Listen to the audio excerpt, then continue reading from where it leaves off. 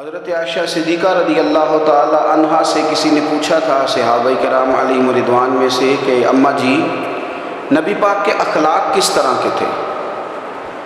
تو فرمانے لگی قرآن مجید ہی رسول پاک کے اخلاق ہیں۔ اور پھر حضرت عائشہ صدیقہ رضی اللہ تعالیٰ عنہ اس شخص سے کہنے لگی چاہے تو سورہ مومنون پڑھ لو۔ تو انہوں نے یہ ابتدائی آیات سورہ مومنون کی جب تلاوت کی تو حضرت عائشہ فرمانے لگی یہی تو میرے نبی پاک کے اخلاق ہیں، اور یہی وہ آیات ہیں جن میں اللہ تبارک و تعالیٰ نے بندہ مومن سے تقاضا کیا ہے کہ اگر وہ جنت کا وارث بننا چاہتا ہے، جنت وہ جگہ ہے جہاں رسول کریم علیہ السلام کا قرب بھی ملے گا اور رب کریم کی زیارت بھی نصیب ہوگی، وہ مقام فلاح، وہ مقام کامیابی، وہ مقام جہاں اللہ تعالیٰ اپنے بندوں پر اپنی رضا نازل فرمائے گا، اس مقام کا نام مقام جنت ہے۔ تو اس سورہ مبارکہ کی ابتدائی آیات کے اندر اللہ تبارک و تعالیٰ نے ان صفات کا تذکرہ فرمایا کہ اگر وہ صفات ہم اپنے اندر پیدا کرنے میں کامیاب ہو جائیں، معنی یہ ہے کہ ہمیں اللہ تبارک و تعالیٰ نے جنت کا وارث بنا دیا۔ بڑے غور کے ساتھ سورہ مومنون کی ان ابتدائی آیات پر غور کرنا چاہیے۔ رب فرماتا ہے قد افلح المؤمنون، تحقیق مومن کامیاب ہو گئے۔ کون سے مومن؟ الذین هم فی صلاتہم خاشعون، وہ جو اپنی نمازوں میں گڑ گڑانے والے ہیں، خشوع کے ساتھ، عاجزی کے ساتھ، انکساری کے ساتھ، ذوق کے ساتھ نماز پڑھنے والے ہیں۔ والذین هم عن اللغو معرضون، اور وہ جو بیہودہ باتوں سے منہ پھیرنے والے ہیں، لغویات سے اپنا رخ پھیرنے والے سنجیدہ لوگ۔ پھر ارشاد فرمایا والذین هم للزکاۃ فاعلون، جو زکوٰۃ دینے کا کام کرنے والے ہیں۔ پھر فرمایا والذین هم لفروجہم حافظون، اور وہ لوگ جو اپنی شرمگاہ کی حفاظت کرنے والے، اپنی شرمگاہ کی حفاظت کرنے والے۔ الا علی ازواجہم، مگر یہ کہ اپنی بیویوں پر، او ما ملکت ایمانہم، یا اپنی شرعی باندیوں پر۔ اس زمانے میں جو لونڈی خریدی جاتی تھی اس سے بھی وطی کرنا جائز تھا، اگرچہ اب لونڈیاں موجود نہیں ہیں تو یہ فعل بھی موجود نہیں، سوائے اپنی بیویوں پر یا شرعی باندیوں پر۔ فَإِنَّهُمْ غَيْرُ مَلُومِينَ، فرمایا جو یہ کام کرے اس پر کوئی ملامت نہیں ہے، اپنی بیوی کے پاس شرعی طریقے سے جائے یا باندی کے پاس جائے۔ فَمَنِ ابْتَغَىٰ وَرَاءَ ذَلِكَ، اور جو آدمی اس کے بعد اس حد سے بڑھے، اس کے سوا کچھ اور کرے جو بندہ، فرمایا فَأُولَٰئِكَ هُمُ الْعَادُونَ، یہ لوگ حد سے بڑھنے والے جو لونڈیوں اور باندیوں کے علاوہ، اپنی بیویوں کے علاوہ کسی اور جگہ گندگی کریں، یہ حد سے بڑھنے والے، حدوں کو کراس کرنے والے لوگ ہیں۔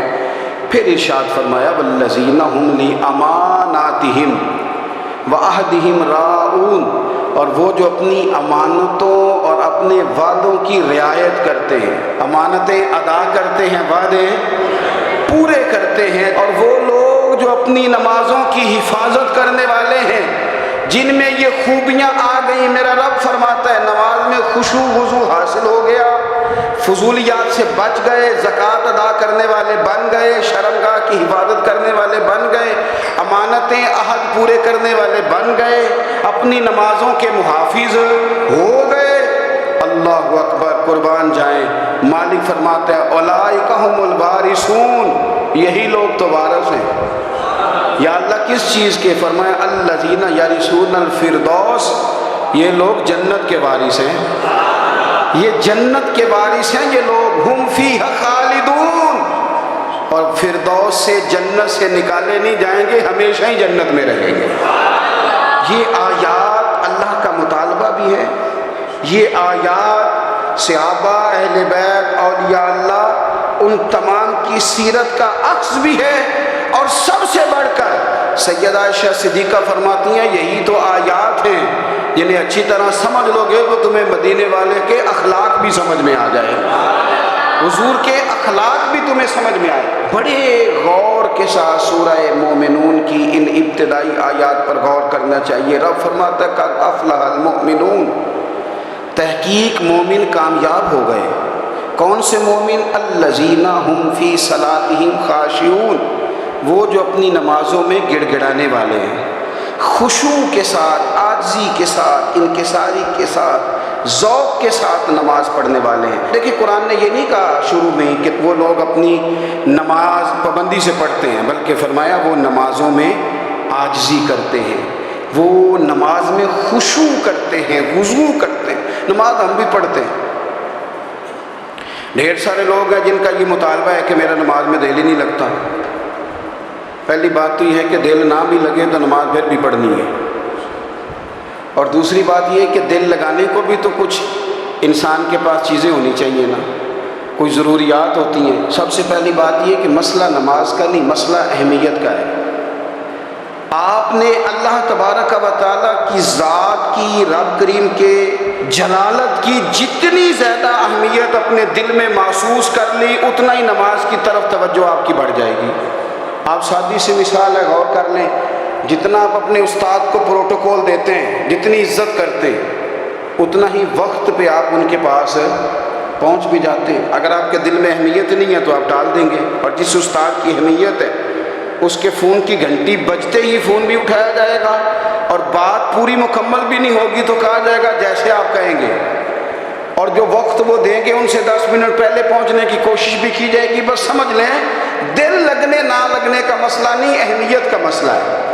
آپ جتنی اپنے مالک کی بارگاہ کی اہمیت سمجھ لیں گے، اتنا ہی وقت پہ مسجد آئے گا، اتنا ہی شوق سے نماز پڑھیں۔ دوسری بات، نماز کے ترجمے پہ غور کریں۔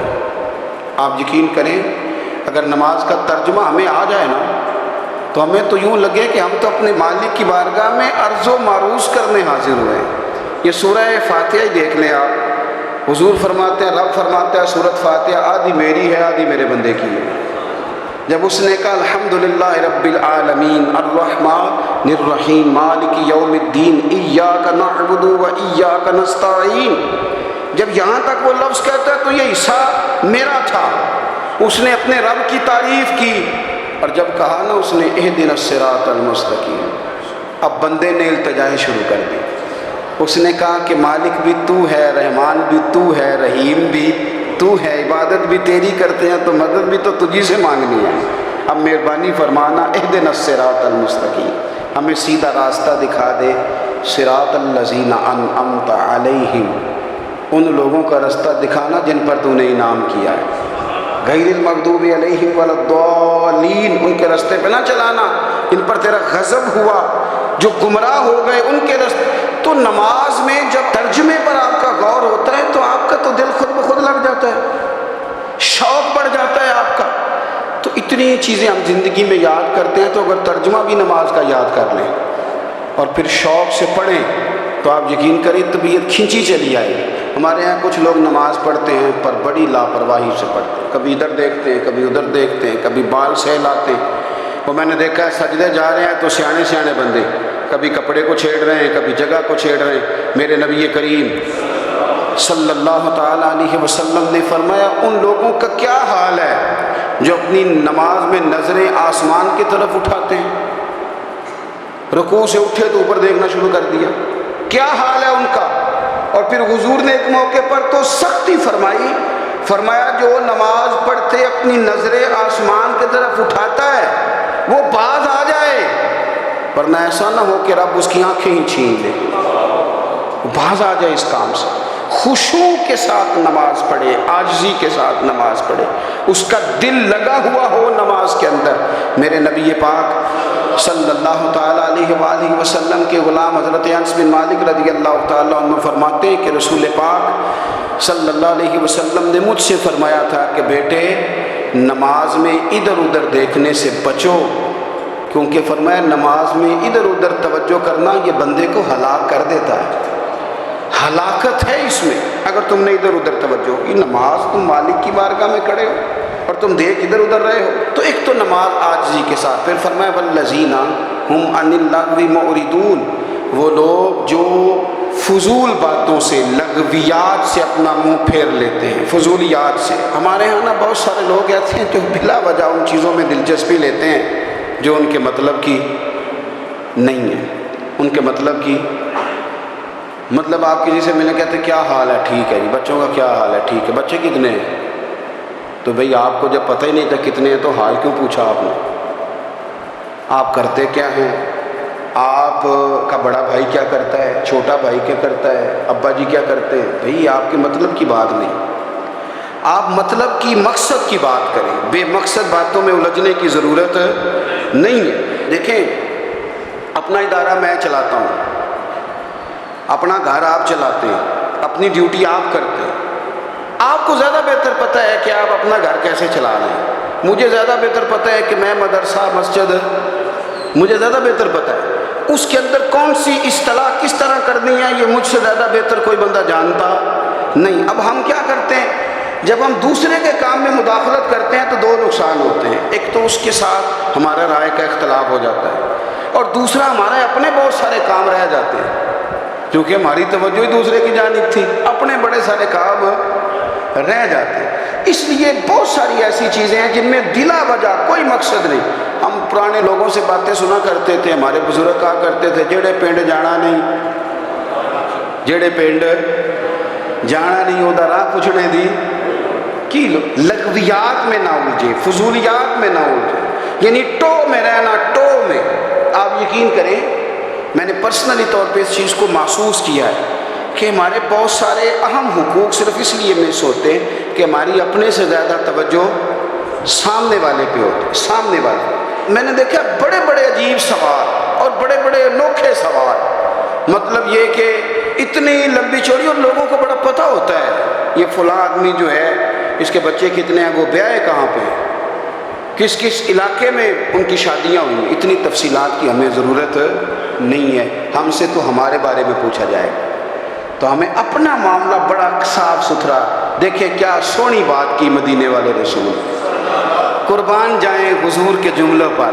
ایک شخص نے پوچھا حضور سونا اسلام کون سا ہے، خوبصورت مسلمان کون ہے؟ تو نبی پاک صلی اللہ علیہ وسلم نے فرمایا وہ خوبصورت مسلمان ہے جو بات اس کے مقصد کی نہیں، بے معنی ہے وہ بات وہ چھوڑ دے، بے مقصد باتوں سے الجھنا جو بندہ چھوڑ دے وہ مسلمان بڑا سونا مسلمان ہے۔ ہم کمزور اس لیے ہوتے ہیں کہ ہماری توجہ زیادہ دوسروں کی باتوں پر پڑتی ہے۔ پھر فرمایا والذین ھم للزکاۃ فاعلون، وہ لوگ جو زکوٰۃ دینے کا کام کرتے ہیں، صدقات کرتے ہیں، خیرات کرتے ہیں، وہ کامیاب ہو جاتے ہیں۔ پھر فرمایا والذین ھم لفروجہم حافظون، وہ جو اپنی شرمگاہ کی حفاظت کرتے ہیں۔ نوجوان میری بات پر توجہ کریں، فرمایا وہ لوگ جو اپنی شرمگاہ کی، والذین ھم لفروجہم حافظون، وہ لوگ جو اپنی شرمگاہ کی حفاظت کرتے ہیں۔ حضور غوث پاک رضی اللہ تعالیٰ عنہ فرمایا کرتے تھے دو چیزیں انسان اپنی سنبھال لینا، ایک پیٹ اور ایک شرمگاہ، تو فرماتے تھے ولایت اس کے بڑی قریب آ جاتی ہے۔ ہم نہ ان لذات میں الجھ جاتے ہیں۔ سیانے سیانے بندے، روٹی کمر سیدھی کرنے کے لیے کھانی چاہیے، زبان کے ذائقے کے لیے نہیں کھانی چاہیے۔ یہ زبان کا ذائقہ لگ جائے یہ کہیں کا نہیں چھوڑتا انسان۔ اپنی شرمگاہ کی جو لوگ حفاظت کر لیتے ہیں، کوئی بڑے سے بڑا گناہ کرنے سے بھی بندہ کافر نہیں ہوتا، بندہ کفر کرنے سے کافر ہوتا ہے۔ گناہ بڑے سے بڑا کرنے والا بھی گناہ گار ہے، کافر نہیں۔ کہ بعض گناہ ایسے ہیں جو جس وقت بندہ کر رہا ہوتا ہے اس وقت وہ مومن نہیں ہوتا۔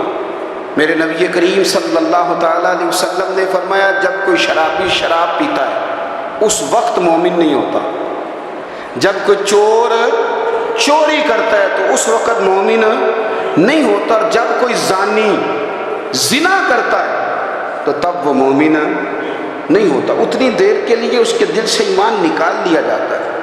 یہ جو ہمارے لڑکے بن سنور کے نکلتے ہیں، یہ جو میک اپ کا خرچہ لڑکیوں کے برابر لڑکوں کا ہوتا جا رہا ہے، یہ جو لڑکے بھی رات کو چہرے پر کریم لگا کر کے سوتے ہیں، یہ بتا سکتے ہیں کہ مقاصد کیا ہے؟ بتا سکتے ہیں؟ یعنی بچے بھی بغیر شیمپو کے بال نہیں دھوتے، مثلا کیا کرنا ہے آپ نے اس کا؟ بڑی بڑی قیمتی چیزیں جو ہیں وہ آپ نے رکھی ہوئی ہیں، مقصد کیا ہے؟ یہ جو ہمارے بچے بن سنور کے نکل رہے ہیں تو کیا دعوت دے رہے ہیں سوسائٹی؟ شارٹ نکرے پہن کے جو نکلے ہوئے ہیں اریاں لباس پہن کے نکلے ہوئے. اقبال نے کہا تھا دیار مشرق حوث میں غلطاں، شباب اریاں شراب عیسیاں، جسے بھی دیکھو غری کے عیسیاں. ہم ایسی تہذیب کیا کریں گے؟ شباب اریاں، تم نے اپنی جوانی ننگی کر ڈالی ہے ساری معاذ اللہ. کن مقاصد کے لیے میں وہ اعداد و شمار بتا نہیں سکتا. ہمارے ہاں گاند سستا ہو گیا ہے، لوگوں نے گناہ تک پہنچنا آسان بنا دیا ہے. آپ دیکھ لیں گندگی دروازے پہ، ہر گند موبائل میں. کیسے بچائیں ان بچوں کو؟ کیا کریں؟ کلیجے پھٹتے. ابھی باتیں سوچتے ہیں تو سوچتے ہیں آنے والی نسل کو کہاں لے جائیں، کہاں چھپائیں، کیا ایسا کریں کہ یہ بچ جائیں. خدا را قربان جائیں حضرت عثمان غنی پر. مصنف ابن ابی شیبہ میں صحابہ فرماتے حضرت عثمان غنی نا بڑے مالدار تھے. مال آتا ہے تو لوگ عیاش نہیں ہو جاتے، مال آتا ہے تو لوگوں کی خواہشات بہت بڑھ نہیں جاتی. بڑے مالدار تھے، مالدار بھی تھے اور سونے بھی بڑے تھے. حضرت اسامہ بن زید کہتے ہیں میں نے زندگی میں اتنا سونا بندہ نہیں دیکھا جتنے حضرت عثمان غنی خوبصورت تھے. پیسہ بھی، حسن بھی. لیکن فرماتے ہیں کہ حضرت عثمان غنی سب سے بڑھ کر اپنی شرمگاہ کی حفاظت کرنے والے اور سب سے بڑھ کر صلہ رحمی کرنے والے، رشتہ داروں سے اچھا سلوک کرنے والے، حیا والے، شرم والے، پاکیزگی والے. آپ کا ذہن ہے، آپ صبح اٹھتے ہی ذہن بنا لیں کہ میں نے آج اتنا سبق پڑھنا ہے، آج اتنی تفسیر دیکھنی ہے، اتنی عبادت کرنی ہے، فلانی نعت میں نے دیکھنی ہے، فلاں خیر کا کام کرنا ہے، فلاں آدمی کے ساتھ نیکی کرنی ہے. صبح ذہن بنا لیں، آپ کا ذہن وہی کام کرنے لگے گا. لیکن اگر صبح اٹھتے ہی ذہن میں گندگی ہے، رات کو سوتے ہی معاذ اللہ ذہن میں وسوسے ہیں، تو پھر سارا دن وہی چکی چلے گی، وہی انداز رہے گا. تھوڑا سا آپ کو اس کی نگرانی کرنی ہے. تھوڑا سا فحاشی، عریانی یہ تیزی سے پھیل رہی ہے، تیزی سے. گندگی لوگ کشید کر کے لاتے ہیں. اور حیا کا مطلب صرف اتنا ہی نہیں ہے آپ زنا اور بدکاری سے بچیں، آپ اپنی زبان کو بھی حیا والا بنائیں. کوئی کچا کمزور جملہ، گندی بات، گالی کبھی بھی زبان پہ نہ آئے. آپ کا انداز حیا والا، بے باک ہو جانا، بے باک بولنا. میں باریکی سے اس بات کو سمجھتا ہوں اور میں آپ کو بہت ساری بزرگوں کے ارشادات کا نچوڑ عرض کرنے لگا ہوں. آپ اپنا ذہن صاف کر لیں، آپ کے بہت سارے کام ویسے صحیح ہو جائیں. چونکہ ہمارے دین کے اندر زیادہ اجر نیتوں اور ارادوں پہ ملتا ہے. آپ کے جو اندر کی پاکیزگی ہے وہ بہت سارا فضل لاتی ہے اللہ کا. اور اگر دل ہی نہ پاک ہو، ذہن ہی نہ پاک ہو، تو وہ خیر کی چیزیں کس طرح کر کے داخل ہوں گی؟ اپنی شرمگاہ کی قربان جائیں. نوجوانوں ذرا غور کرنا.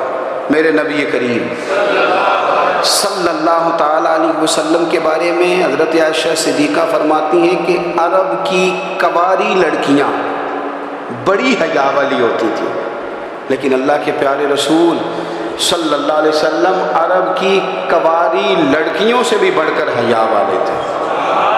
یہ ہمارے بچے مذاق میں ہمیں کئی دفعہ کہتے ہیں شادی کرا دو، شوگل میں کہہ دیتے، ابا کو کہہ دیتے ہیں، ابا کو نہیں منہ پہ آگے کہہ دیتے ہیں، کہتے ہیں یہ بڑا بھائی مصیبت بن گیا، یہ ہٹے گا تمہاری باری آئے گی. آپ کچھ ایسی باتیں کر رہے ہیں، کچھ ایسے انداز آپ اختیار کر رہے ہیں جو وزادار لوگ کرتے نہیں. شرم و حیا سے وہ چیزیں ڈھل جاتی ہیں جو باتیں ہمارے بچوں کی زبانوں پر بے باکی کے ساتھ آنے لگی ہیں. اور میں آپ کو ایک عقلی بات عرض کرتا ہوں، آپ اپنی زبان سے جو جملے خود ادا کرتے ہیں وہ جملے آپ کے دل پر بھی اثر کرتے ہیں. اگر آپ غلط بات بار بار کریں گے تو آپ کا دل بھی غلط بات کی طرف مائل ہو جائے. آپ 10 بار 15 بار 20 بار کوئی خیر کی بات کریں، خیر کی، تو آپ دیکھیں گے آپ کا دل بھی خیر کی طرف مائل ہو جائے.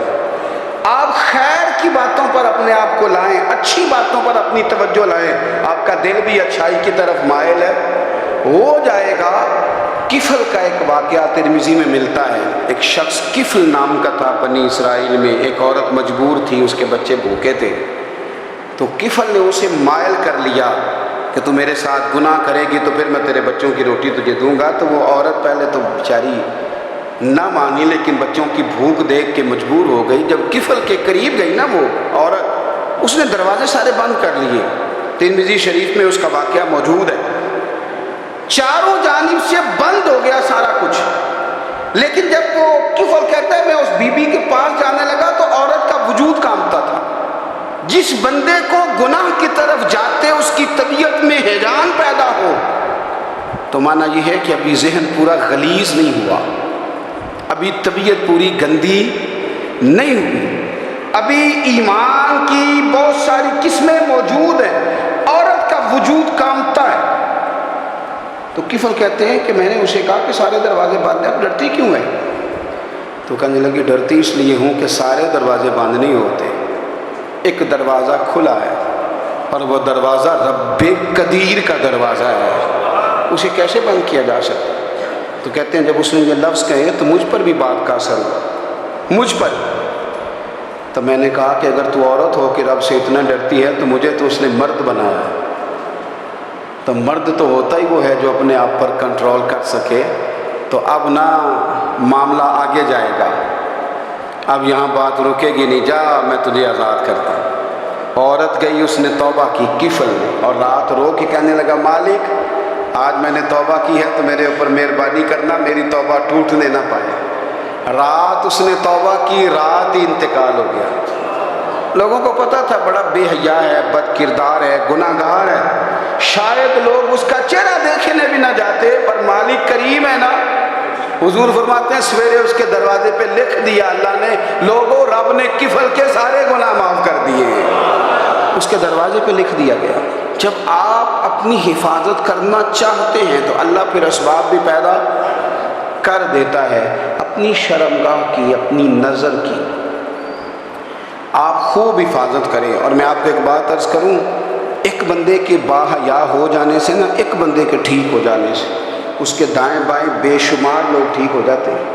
نہ چاہتے ہوئے بھی آپ کی نیکی کا اثر آپ کے دوستوں کو پڑتا ہے, نہ چاہتے ہوئے. اور ایک بندے کے بگڑ جانے سے اس کے دائیں بائیں بہت سارے لوگ بگڑ جاتے ہیں, بہت سارے لوگ بگڑ جاتے ہیں. آپ اگر اپنے لب و لہجے پر یہ پابندی لگا سکیں اور اپنے آپ کو اگر آپ سنبھال سکیں تو پھر یاد رکھیے گا بڑی ساری چیزیں بہتر ہو جائیں گی. کچھ چیزیں ایسی ہوتی ہیں جو ہم نہ فراخ دلی سے بانٹتے ہیں, اور کچھ چیزیں ایسی ہوتی ہیں جو مجبور ہو کر ہم دیتے ہیں. کئی دفعہ ایسا ہوتا ہے کہ سامنے والا کچھ زیادہ تکلیف میں ہوتا ہے اور ہمارے پاس بھی وسعت نہیں ہوتی, لیکن زیادہ اجر اسی بندے کو ملتا ہے جو تھوڑی تکلیف برداشت کرے اور سامنے والے کی تکلیف کو دور کرے. مدینہ منورہ میں نا قحط پڑ گیا تھا, غلہ نہیں ملتا تھا, تو قحط کے زمانے میں لوگ نا پھر چیزوں کو مہنگا کر کے بیچتے. ہمارے ہاں ایک طرف چینی کی لائنیں لگی ہوتی ہیں اور دوسری دفعہ چھاپا پڑتا ہے, پورے کے پورے گودام بھرے ہوئے نکل آتے ہیں, لوگ مصنوعی قلت پیدا کر دیتے. حضرت عمر فاروق رضی اللہ تعالیٰ عنہ کے زمانے نور میں قحط پڑ گیا تھا, گندم کا دانہ اس طرح ہو گیا تھا جس طرح سونا ہے.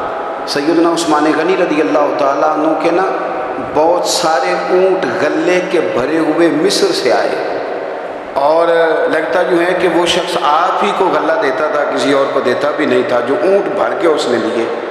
تو مدینہ منورہ کے اندر جب وہ مال پہنچا نا, آپ کو بتانا یہ چاہ رہا ہوں کہ ساری تجارت بندوں سے نہیں کرنی چاہیے, کچھ اللہ سے بھی کرنی چاہیے. رب سے جو بندہ تجارت کرتا ہے وہ بڑا کامیاب ہوتا ہے.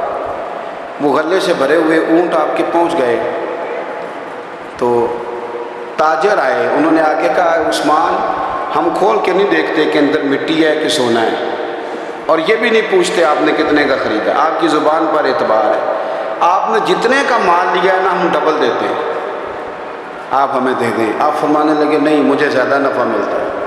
انہوں نے کہا 2 گنا, فرمایا نہیں زیادہ ملتا ہے. کہا 3 گنا, فرمایا زیادہ ملتا ہے. وہ کہنے لگے اس سے زیادہ تو کوئی تاجر ہے ہی نہیں جو زیادہ دے. فرمایا بس مجھے ملتا ہے نا. کہا کتنا ملتا ہے؟ فرمانے لگے لگتا ہے کہ اگر وہ تاجر زیادہ کرم نوازی کرے تو 700 گنا تو دے گا ہی, اور باقی کریم ہے. انہوں نے کہا جی نہیں اتنا نہیں ہم دے سکتے, پھر آپ بیچ لیں. یہ بات ہی سمجھ میں نہیں آتی.